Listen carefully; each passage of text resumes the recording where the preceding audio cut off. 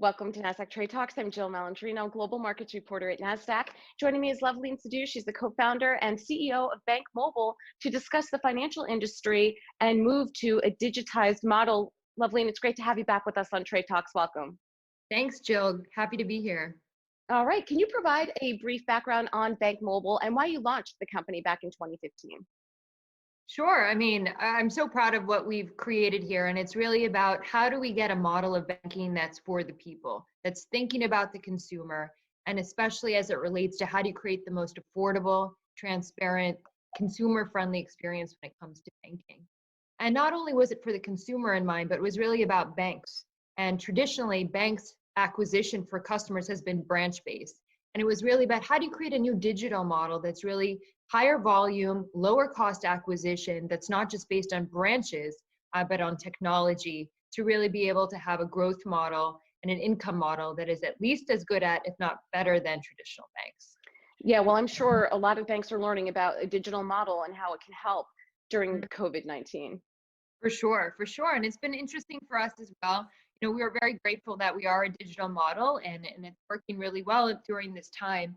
In a low rate environment, having, interest-bearing checking accounts, which we can afford to do with our cost structure, having low to no fee accounts when on average Americans are charged about $160 a year in just monthly fees. It's definitely a model where we're seeing consumers starting to shift towards and more activity in our accounts. How are you helping your customers during these unprecedented times? I think number one is communicating with them and making sure that they know that we're there for them during this time, not just from a customer service standpoint, but also from a financial education standpoint, making sure that they understand, whatever tips we can give. We have a financial education coach that creates videos, creates courses, because it's really important for people to understand how can they make the best of what's happening right now. Second, it's really about our offering, to be able to have an interest-bearing checking account, low to no fees, and to be able to do everything from your couch, really, essentially, that you need to do for your banking, just creates, the technology and the experience where people can continue to have, no interruption in their current banking experience. Well, Luvleen, coming out of 2008, 2009, the financial crisis, banks had to reteach themselves about capitalization and risk control. Now that we're in 2020, they have to think about digitization, the entire platform.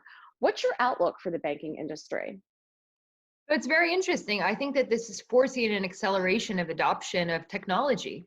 And it is for every business. It is for every consumer. It started with just work from home environments. Is your business prepared for this? And as a digital bank, we felt that we were already prepared, not just in our business model, but also prepared for people to work from home.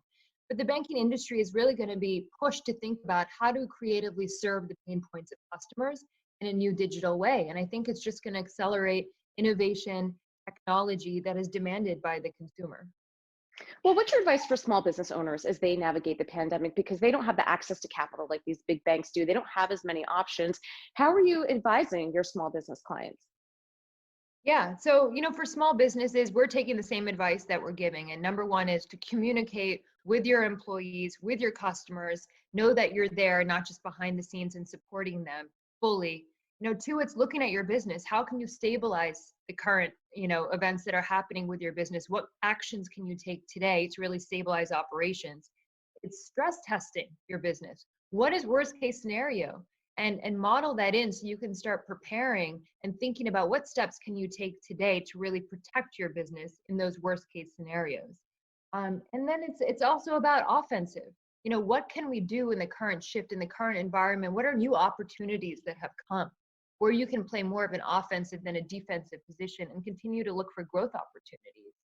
And lastly, I would say is cost. You got to think about cost efficiencies now. Maybe we were, riding the wave of great revenues in another part of our business, but now when there's headwinds, you got to think about how do you create the most efficient model with the least number of people, and renegotiate with your vendors, renegotiate with real estate, and look at how you can save costs.